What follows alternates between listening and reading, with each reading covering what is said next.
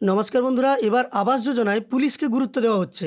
আপনারা জানেন আবাস যোজনায় এবার বেশ কিছু নিয়ম নতুনভাবে তৈরি করা হয়েছে। 21শে অক্টোবর থেকে আবাস যোজনায় সার্ভে শুরু হচ্ছে।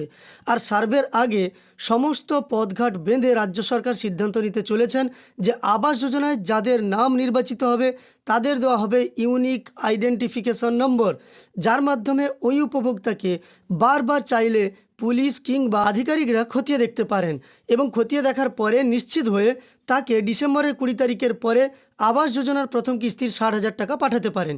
এই ভিডিওটি অত্যন্ত গুরুত্বপূর্ণ, প্রত্যেকটি পয়েন্ট আপনাদের কাছে অবশ্যই জানার প্রয়োজন আছে, তাই অবশ্যই ভিডিওটি আপনারা শেষ পর্যন্ত দেখুন। কথা না বাড়িয়ে আমরা সরাসরি ভিডিওর মূল অংশে চলে যাচ্ছি। তো একটি সংবাদপত্রে এই আবাস যোজনা নিয়ে একটি ডিটেলস তথ্য প্রকাশিত হয়েছে, যেখানে জানানো হয়েছে পুজোর পরেই আগামী 21শে অক্টোবর থেকে রাজ্য জুড়ে প্রতিটি গ্রাম পঞ্চায়েত এলাকায় শুরু হতে চলেছে আবাসের জন্য সমীক্ষার কাজ, যা চলবে 30শে অক্টোবর পর্যন্ত। সেই সমীক্ষা যাতে সম্পূর্ণ স্বচ্ছভাবে হয় তার জন্য এবার রাজ্য পুলিশকে বিশেষ গুরুত্ব দেওয়া হচ্ছে।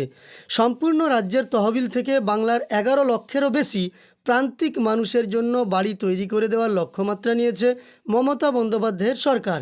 এর আগের একটা সংবাদে দেখিয়েছিলাম এই 11 লক্ষ কিন্তু 15 লক্ষ পর্যন্তও যেতে পারে। সেই কারণে সমীক্ষার কাজে যাতে বিন্দুমাত্র দুর্নীতি মাথা না তোলে তার জন্য প্রথম থেকেই সচেষ্ট নবান্ন। সেই সূত্রেই সমীক্ষার কাজে জেলা শাসক, মহকুমা শাসক, বিডিওদের পাশাপাশি লোকাল থানার আইসি ওসিদের বাড়তি দায়িত্ব দিচ্ছে রাজ্য সরকার। সমীক্ষার পরে চূড়ান্ত উপভোক্তা তালিকা টাঙানো হবে গ্রাম পঞ্চায়েত, বিডিও ও এসডিও অফিসে। এবার কিন্তু তালিকা টাঙিয়ে দেওয়া হবে, যেখান থেকে আপনি সরাসরি দেখে নিতে পারবেন আপনার নাম আছে কিনা বা এই তালিকায় কোনো দুর্নীতি হয়েছে কিনা। তা দেওয়া হবে জেলার ওয়েবসাইটেও। প্রত্যেক বিডিও অফিসে রাখা হবে অভিযোগ গ্রহণের বাক্স। যে কোনো অভিযোগের নিষ্পত্তি 5 দিনের মধ্যেই করার নির্দেশ দেওয়া হয়েছে। মানে আপনার অভিযোগ পাওয়ার 5 দিনের মধ্যেই কিন্তু অ্যাকশান নিতে হবে, সেই নির্দেশ দেওয়া হয়েছে। এছাড়াও অভিযোগ জানানো যাবে সরাসরি মুখ্যমন্ত্রীর হেল্পলাইন নম্বরে। এটা কিন্তু একটা খুব ভালো উদ্যোগ। নবান্ন সূত্রে জানা গিয়েছে সমীক্ষার সময় থেকে শুরু করে বাড়ি তৈরি শেষ হওয়া পর্যন্ত সমস্ত কাজ প্রশাসনিক কর্তারা ঘুরে ঘুরে দেখবেন।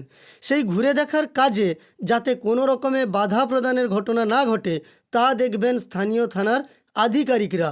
উপভোক্তারা কোনো রকম সমস্যার সম্মুখীন হচ্ছে কিনা তা দেখতে পারবেন থানার আধিকারিকরাও।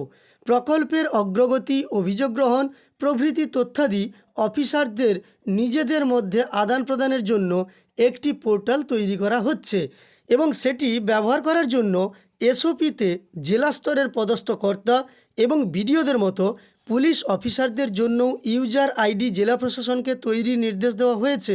অর্থাৎ এবার কিন্তু তাদের সঙ্গে পুলিশও ইউজার আইডি দিয়ে লগ ইন করে সমস্ত তথ্য খতিয়ে দেখতে পারবেন।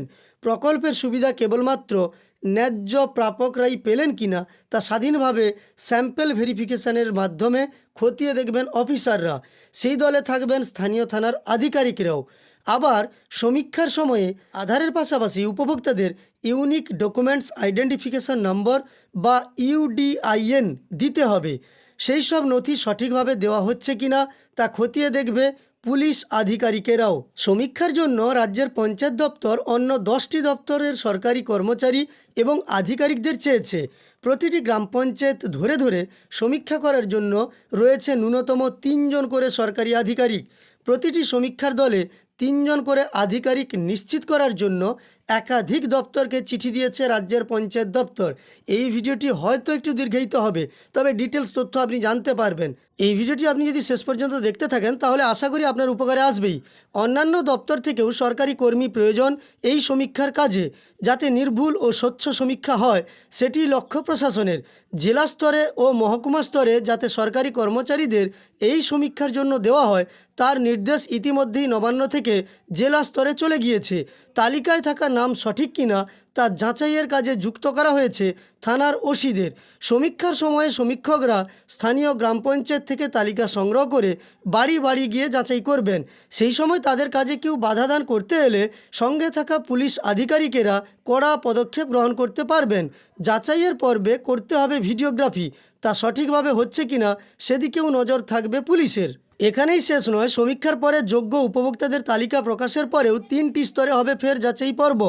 বিডিও, মহকুমা শাসক ও জেলা শাসকরা ইচ্ছামতো যে কোনো নাম নিয়ে যাচাই করতে যাবেন।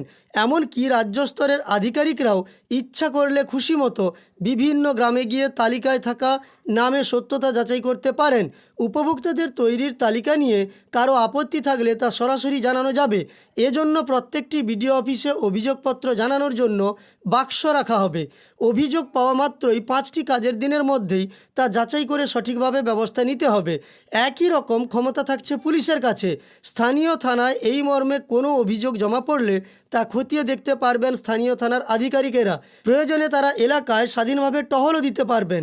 আবাসের এই সমীক্ষার কাজে পুলিশকে এই বাড়তি গুরুত্ব দেওয়া অবশ্যই তাৎপর্যপূর্ণ, কেননা রাজ্য প্রশাসনের আধিকারিকদের একাংশের অনুমান সমীক্ষায় স্বচ্ছতা বজায় রাখতে বেশ কিছু কঠিন পদক্ষেপ গ্রহণ করতে হবে সমীক্ষকদের। সেই সময় সঙ্গে পুলিশ না থাকলে তা করা যাবে না। অর্থাৎ আজকের সংবাদের মাধ্যমে আপনারা বুঝতে পারলেন যে আবাস যোজনায় কতগুলি পদক্ষেপ নেওয়া হয়েছে রাজ্য সরকারের পক্ষ থেকে এবং অনেকটা কড়া করা হয়েছে নিয়ম, যাতে স্বচ্ছতা থাকে। আপনি কেমন দেখছেন তা কমেন্টে জানিয়ে দেবেন। এই ভিডিওটি ভালো লাগলে একটি লাইক করার সঙ্গে সঙ্গে এই চ্যানেলের সঙ্গে যুক্ত থাকতে চ্যানেলটিকে সাবস্ক্রাইব করে পাশে থাকা নোটিফিকেশন বেল আইকনটাও অল করে রাখবেন। এই ভিডিওটি শেষ পর্যন্ত দেখার জন্য অসংখ্য ধন্যবাদ।